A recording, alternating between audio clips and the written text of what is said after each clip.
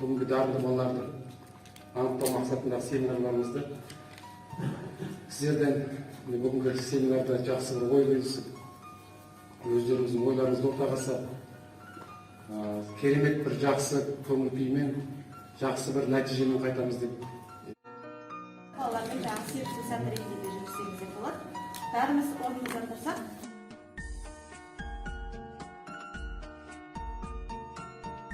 Яғни мектебімізде қандай жұмыстар жасалуда. Дарынды оқушылардың дүниетанымын кеңейту, шығармашылық жұмысқа баулу, ізденушілік қабілеттерін жетілдіруде сыныптан тыс жұмыстарды жүргізудің маңызы зор. Дарынды балалардың қабілетін дамытуда ізденімпаздық шығармалардың маңызы ерекше.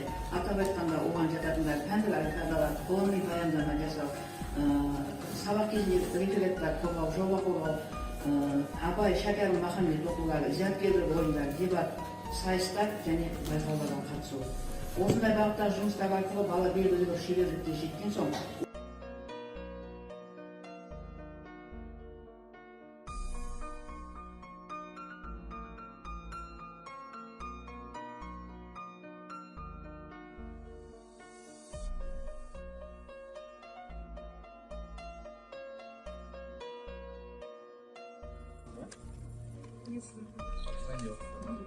Отдельно клубница.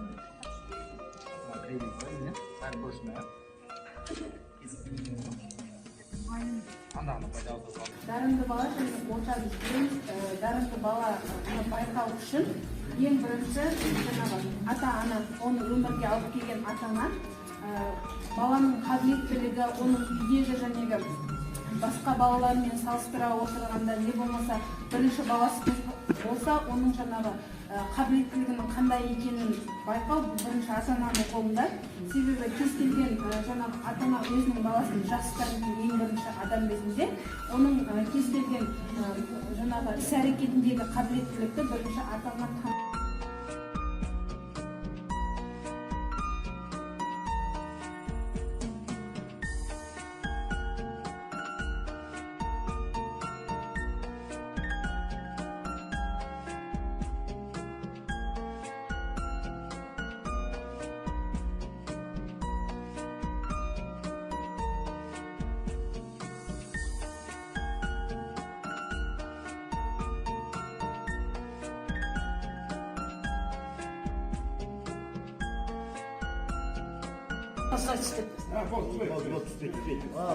Енді жақсы мамандар емес, бәріміз үйрене отырып,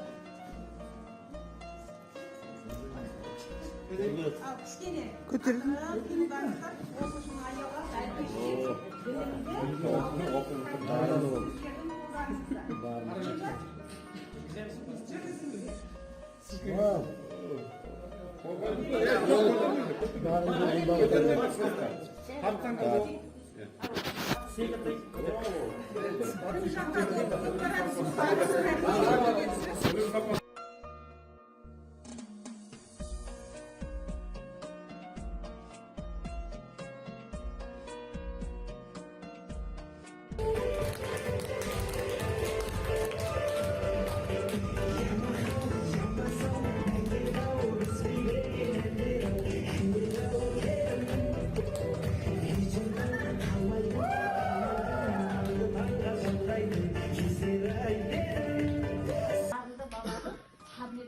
ашу үшін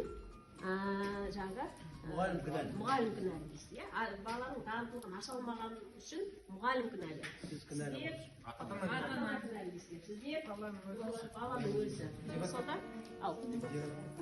дебат сияқты, өздеріңіз топпен ақылдасып алыңыздар, соны өз ойларыңызды айтып шықсаңыздар.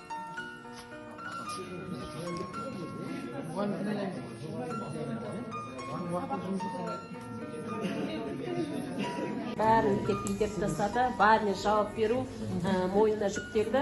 Енді біздің алдымызда үлкен, енді заман талабына сай ауысып отыр ғой. Сондықтан біздің мойнымызда жүк өте көп. Жаңа кінәліміз деп мойындап жатқаныңызға рахмет айтамыз. Әрине ұстаз ғой, бұл жерде баланың жаңа дарындылығын, талантын, қабілетін ашатын ұстаз. Білім беретін, ал тәрбие, жаңа дұрыс айтасыздар, сіздер тәрбие отбасына беретін, талантын ашатын ата-ана. Ата-ана бұл жерде кішкене болса да баласына көмек беретін болса, мектепке келгенде ол баланың талантын ашатын ұстаз, олар қарай дамып жетіледі. Сіздер? Бізде дарынды баланың ашылмауы, баланы кінәлі. Баланың өзі кінәлі деп. Өзі кінәлі. Иә. Ол біріншіден мен ойлаймын жалқаулығы.